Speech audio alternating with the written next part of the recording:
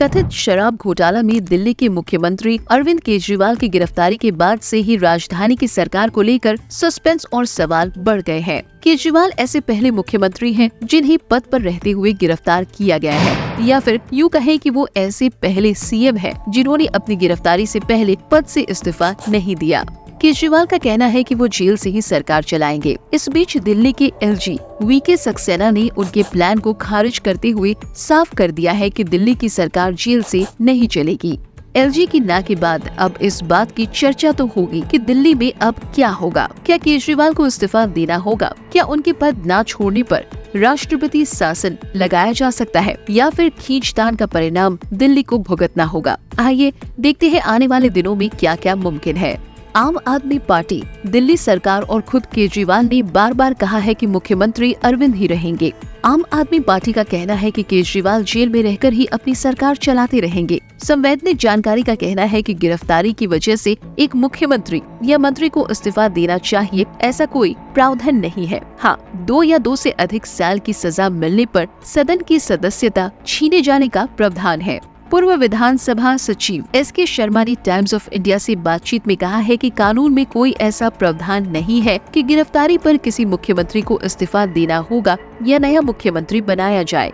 हालांकि जेल से सरकार कैसे चल पाएगी, इसको लेकर सभी जानकार एकमत में सवाल उठा रहे हैं। एक मुख्यमंत्री को हर दिन कई बैठक करनी होती है, फाइलों का निपटारा करना होता है, अफसरों को निर्देश देना होता है। ये सब काम जेल में रहकर केजरीवाल कैसे कर पाएंगे, ये सबसे बड़ा सवाल है। यही वजह है कि कुछ एक्सपर्ट्स मानते हैं कि शासन प्रशासन में दिक्कत आने पर केजरीवाल को पद छोड़ने का फैसला करना पड़ सकता है।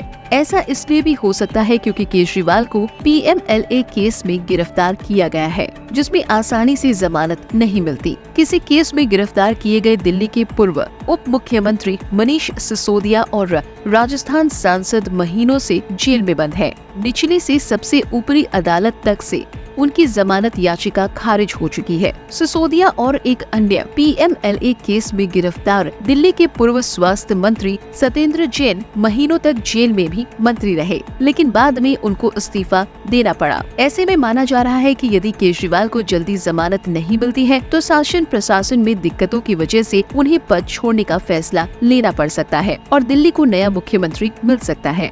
एलजी वीके सक्सेना ने कहा है कि दिल्ली की सरकार जेल से नहीं चलेगी। आम आदमी पार्टी और कुछ एक्सपर्ट्स एलजी की बात को इशारा मान रही है कि दिल्ली में राष्ट्रपति शासन लगाया जा सकता है। वरिष्ठ वकील महेंद्र सिंह कहते हैं, एक मुख्यमंत्री के लिए जेल से सरकार चलाना असंभव है क्योंकि संवैधानिक संकट की अनुमति नहीं दी जा सकती। राष्ट्रपति शासन एक विकल्प है। आम आदमी पार्टी के नेता रहे पत्रकार आशुतोष ने भी कहा है कि मुख्यमंत्री की गिरफ्तारी के बाद दिल्ली में संवैधानिक संकट उत्पन्न हो चुका है। यदि केजरीवाल अपना पद छोड़कर किसी और को मुख्यमंत्री नहीं बनाते हैं तो एलजी को राष्ट्रपति शासन के लिए सिफारिश कर देनी चाहिए। हालांकि आम आदमी पार्टी ने कहा है कि दिल्ली में राष्ट्रपति शासन नहीं लगाया जा सकता। दिल्ली के मंत्री आतिश ने कहा, राष्ट्रपति शासन केवल तभी लगाया जा सकता है जब कोई अन्य विकल्प न हो। अनुच्छेद 356 का मुद्दा कई बार उच्चतम न्यायालय में गया है और न्यायालय ने हर बार फैसला सुनाया है कि राष्ट्रपति शासन केवल तभी लगाया जा सकता है जब राज्य में शासन के लिए कोई अन्य विकल्प नहीं बचा हो।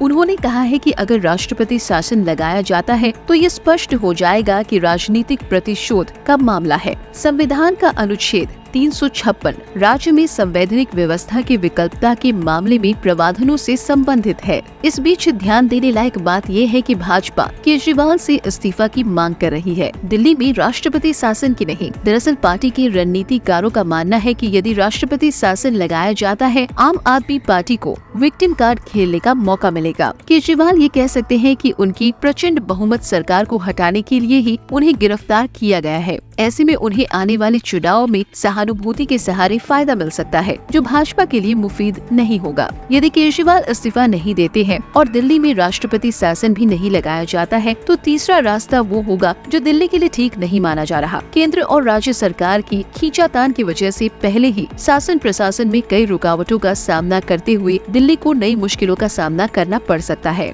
केजरीवाल जेल से कोई निर्देश जारी करे और भाजपा उसकी वैधानिकता को कोर्ट में चुनौती देगी। इस सब के बीच नजरें अदालतों पर होंगी। ये मुद्दा जल्द ही अदालत तक पहुंच सकता है और कोर्ट के माध्यम से कई रास्ते निकल सकते हैं। अरविंद केजरीवाल को मुख्यमंत्री पद से हटाने के लिए दिल्ली हाई कोर्ट में एक जनहित याचिका दायर की गई है, जिस पर गुरुवार को सुनवाई होनी है। ये देखना दिलचस्प होगा कि कोर्ट उन्हें जेल से सरकार चलाने की इजाजत देती है या फिर उन्हें इस्तीफा देने की नसीहत दी जाएगी। फिलहाल आपको क्या लगता है, केजरीवाल को इस्तीफा देना चाहिए या जेल से ही सरकार चलानी चाहिए?